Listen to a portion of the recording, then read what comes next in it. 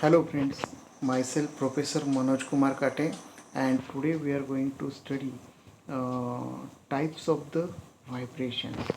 And here we are dealing with the mechanical types of vibrations.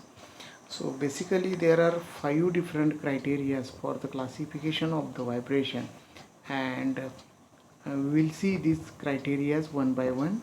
So first criteria for the classification is according to the actuating force. According to the actuating force, there are two types of vibration. One is a free vibration and another is a forced vibration.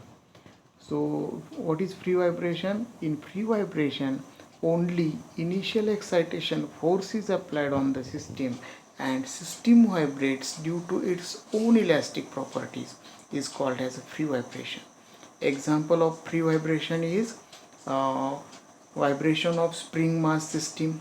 Spring connected to the mass and it vibrates. This is the example of the vibration of the spring mass system. So here you can see the mass is attached to the spring. When force is applied on this mass in downward direction, what will happen? uh, when I release my hand, this mass starts vibrating up and down. Okay, so here you can understood that you might be understood that only initial excitation force is applied by me on this system and system vibrates due to its own elastic property. This vibration is called as a free vibration. So example of spring mass system or example of the simple pendulum is a free vibration. Now force vibration. In force vibration we are applying the periodic excitation force on the system and system vibrates. So this is the force vibration. So in force type of vibration, uh, example we will see one example, vibration of the IC engine is example of the force vibration or vibration of any prime mover. You can say electric motor, any mechanical machinery. These are the examples of the force vibration. Now how this force is acting on this system we will see. In case of the IC engine, what happens after two revolutions of the crank, the force is applied on the piston due to the combustion of engine. So after two revolution force is applied, therefore this nature of force is periodic. That's why it is called as a forced vibration. Okay, second criteria for the classification. So this is the second criteria for the classification according to the external resistance. So according to the external resistance, there are two types of vibration: undamped vibration and damped vibration. So if there is external resistance to the vibration, if I am use here damper, so dampers are used for the resistance purpose. Generally viscous dampers are consisting of the cylinder and piston arrangement, and in cylinder viscous fluid is used. So it is one kind of resistance to the vibratory motion. If these dampers are used, simply it is called as a damped vibration. If dampers are not used, means there is no external resistance, then it is called as a undamped type of vibration. So example of undamped type of vibration, will take again simple pendulum or spring mass system. This is undamped type of vibration, and example of the damped vibration is uh, in a damped vibration example, shock absorber. Shock absorber is example of the damped vibration. So according third criteria, now we will see according to the motion of the system with respect to axis.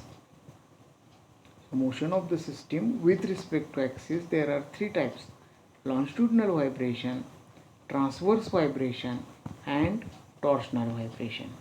So friends, what is it in detail we will see. In case of the longitudinal type of vibration, During the vibration, system vibrates along the axis. So you can observe here in spring mass system, system is vibrating along the axis. This is the axis of the system. Okay, so system vibrates along the axis. Such kind of vibration is called as a longitudinal vibration. So again example is spring mass system, which is allowed to vibrate along the axis. So second vibration type is a transverse type of vibration. If system during the vibration system vibrates perpendicular to its axis, then such vibration is called as a transverse type of vibration. Let this is the cantilever beam, and to the one end of the cantilever beam this disc is attached. When I applied initial excitation force towards left, and when I release my hand, the system starts vibrating perpendicular to the axis. Can you imagine, friends? So here system is vibrating perpendicular to the axis. That's why such vibration is called as a transverse vibration. And now third vibration we will see. Third type of vibration is vibration torsional vibration. So during this torsional vibration, system vibrates in twist and untwist type. So torque is generated in the system. So if this disc is rotating in clockwise direction and anti-clockwise direction, then during the vibration, then it is performing the torsional type of vibration. So example of torsional type of vibration, disc twisted. So initial torque is applied, system vibrates along the system vibrates about the axis in twist and untwist direction.